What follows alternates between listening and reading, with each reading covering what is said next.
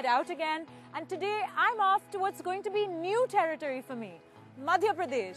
Now I'm off from Delhi to Gwalior, a city famous for its rich regal past, its many palaces and its beautiful fort.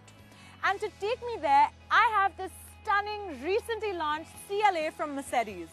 It's a car that's positioned as a compact sedan, and I'm convinced that it is one of the best looking cars in its category. At least for me, it was love at first sight, and whether or not you like cars, I'm sure you'll agree that this one is a beauty. Well, I'm excited to get behind the wheel, so next stop, Gwalior.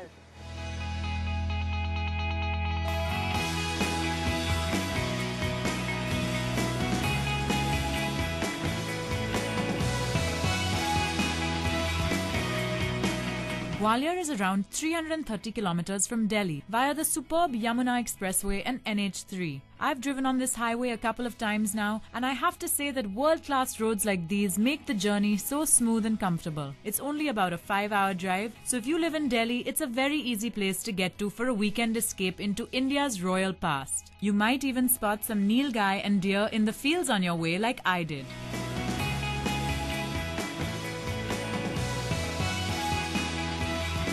The CLA is a joy to drive. This is the 2-liter petrol, and it's smooth, it's powerful, and it's very responsive. But what I like most about the car is that even though it looks compact on the outside, it's actually really comfortable and luxurious on the inside. The seats feel and look really plush, there's more than enough legroom even in the back, and best of all, the interior detailing has this really cool, slick finish, so that's what I'm the biggest fan of.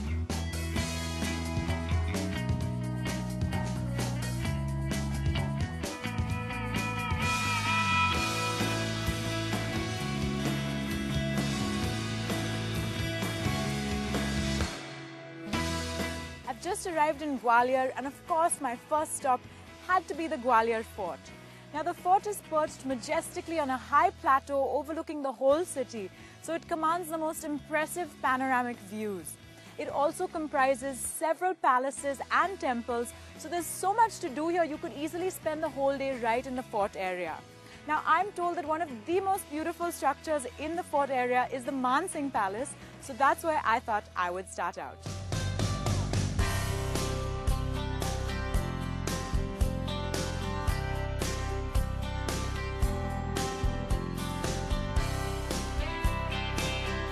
Imperial-style Man Singh Palace is very unusual, particularly in the decoration of its facade, because this styled mosaic work forms the most unusual figures and animals, including a frieze of yellow ducks. Now, this kind of iconography is really not seen that commonly on Indian palaces, so I think it might be a reflection of the personality of the ruler who built the palace. The palace was taken over by several other rulers after Man Singh Tomar's initial rule, and apparently the Mughals used the basement level as a prison. In fact, all the temples and palaces in the complex have a varied history of patronage as they were seized by different rulers over time. But since we're exploring the legacy of Man Singh Tomar's reign, I thought it fitting to stop by Gujri Mahal next. The Gujri Mahal was built by Raja Man Singh Tomar for one of his wives, but it's now been converted into an archaeological museum. And here you can see some of the finest stone sculpture of the era, as well as bronze artifacts and weaponry. And they're all really evidence of the skill level of the artisans of that time.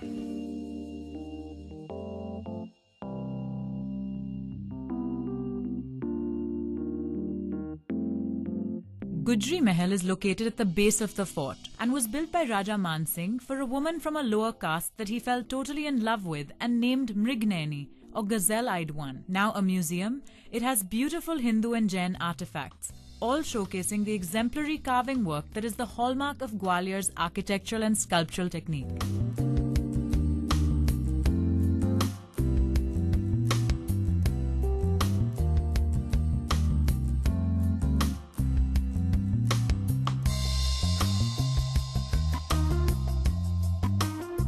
I find myself at the beautiful Sas Bahu Mandir, a temple very highly regarded within the fort complex for the intricacy of its carvings. Now, the Rajput ruler Raja Mahipal had built a temple for his mother and a temple for his wife, and so collectively they came to be known as Sas Bahu Mandir. And it's really worth coming here to appreciate all the details in these carvings. It's really amazing the level of skill that's demonstrated in the workmanship. And you can see all these figures in different positions, beautiful motifs and patterns. It's really just mesmerizing, and I'm so enjoying taking it all in.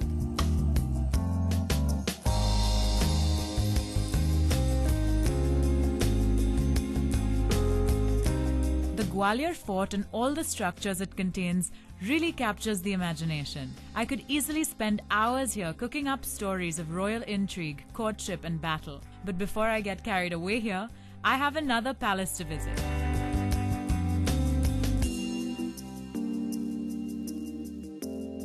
And to get me around the city, the CLA is perfect. It's a huge advantage to be driving a compact on the narrow roads around Gwalior, such as those leading up to monuments.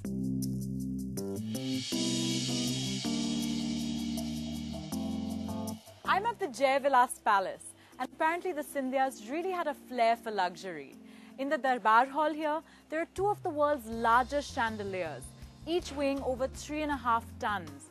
And it's said that to test the ceiling strength, they used 8 elephants as weight.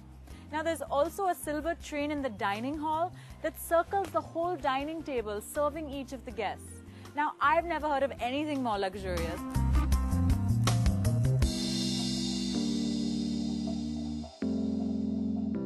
The Jaivilas Palace was built by Maharaja Jayaji Rao Scindia in 1874, using prisoners from the fort. The palace was designed and built by a European architect under the guidance of Maharaja Jayaji Rao to welcome King Edward VII. It has 400 rooms, out of which 40 have been converted to form the museum. And from these, you can infer just how grand the lifestyle must once have been.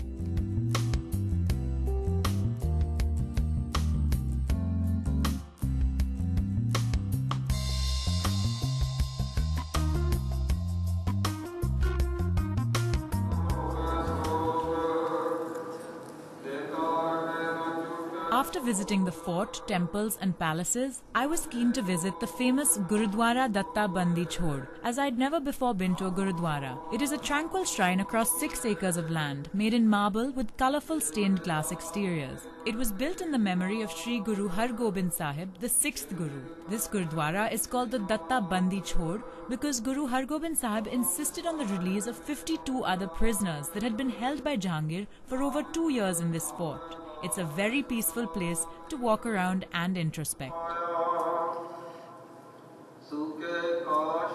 What a lovely and serene way to end my day, seeking blessings at the Gurdwara. It's truly been a wonderful trip to Gwalior, and taking in all the resplendent architecture and the sense of luxury of the eras gone by has me fantasizing about being a princess. But luckily for me, I do have quite the specimen of modern luxury waiting for me, that jewel of the CLA. So I'm looking forward to getting back behind the wheel and heading to my next destination. I hope to see you next week.